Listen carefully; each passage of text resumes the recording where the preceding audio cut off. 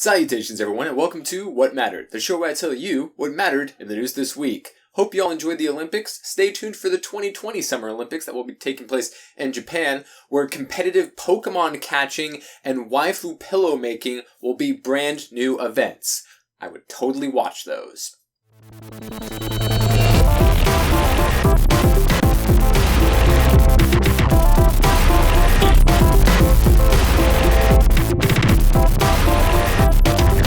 We got some sad confirmation this week about Final Fantasy 15 being delayed 2 more months. I guess what's another 2 months when you've been waiting for 15 years?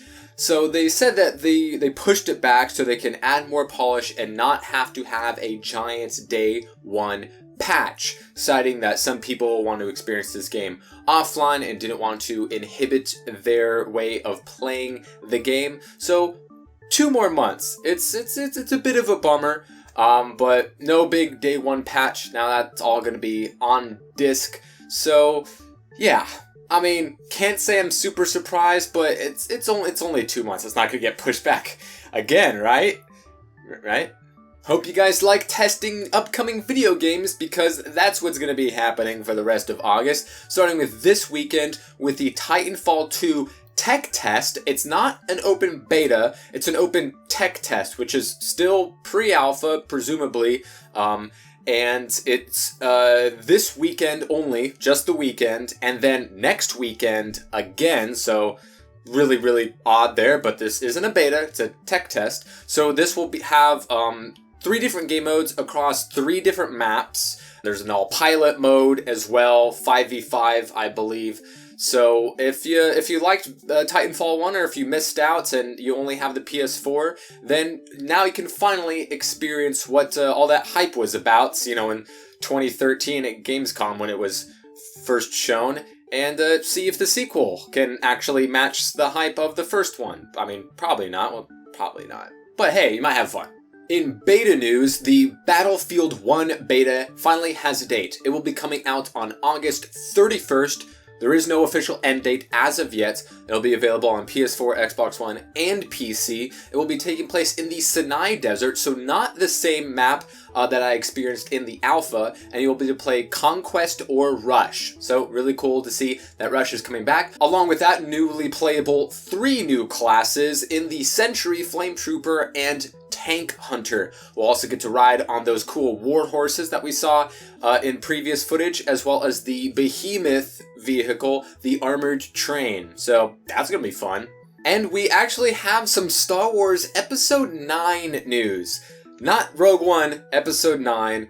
We all knew that John Williams was ending his Star Wars career with The Force Awakens. Well, not so fast. At a concert this past week, he announced that he is going to be writing the score for Episode 9, which is so cool. The reason?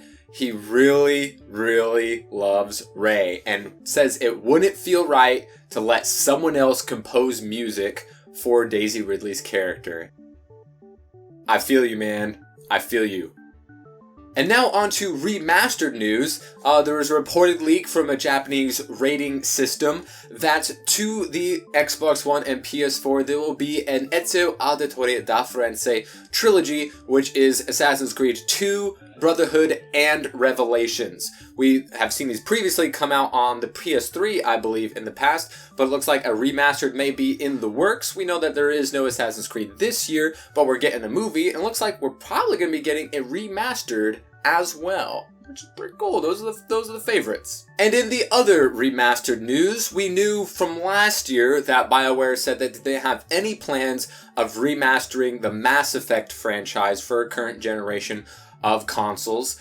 But this year at Gamescom, they seem to be very much open to the idea. Of course, they're sticking on track with their releases for the rest of this year, and which afterwards they'll be mainly focusing on Mass Effect Andromeda, which is going to still stay on course. So if we're going to see a remaster, I don't think it's going to be announced for at least about on a year from now. So we're not going to be able to play the Trilogy Remastered before Andromeda comes out, but that's still available on every platform very, very cheaply. Your decisions in the 1, 2, 3 Trilogy don't affect Andromeda anyway, because it's like super far away and stuff.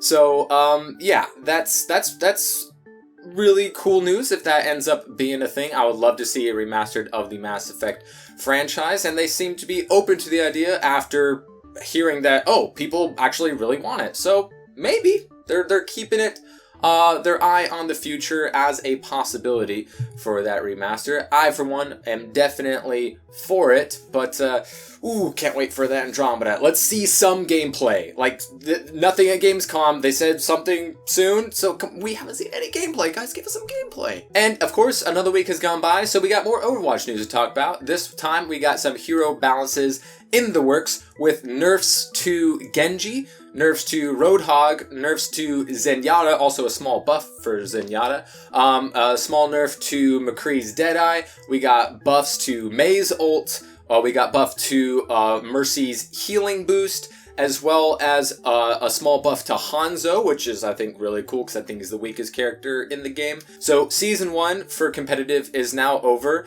so we get to reset our clocks for a few weeks from now, where Season 2 will start, where everything changes. They're going to multiply your competitive points by 10, change the rating system into a tier-based thing where you got like Gold, Platinum, and Masterclass and stuff like that. So also giving you rewards for ties. There's no longer going to be overtime. Instead, they're going to have ties. And if you get a tie, you're at least going to get 3 competitive points to your name. And now when you win, you'll get 10 competitive points. Also, all of the new skins, which I assume there's going to be more, but right now we only have gold. That will, instead of being, 300 competitive points, that will now be 3,000, and you'll be getting 10 competitive points. And of course, the competitive points you currently have will be multiplied by 10 when this patch comes out, along with all these balance changes, along with new emotes to every single character, mostly including laughs and sitting down versions. So more new, free, awesome content and character balances.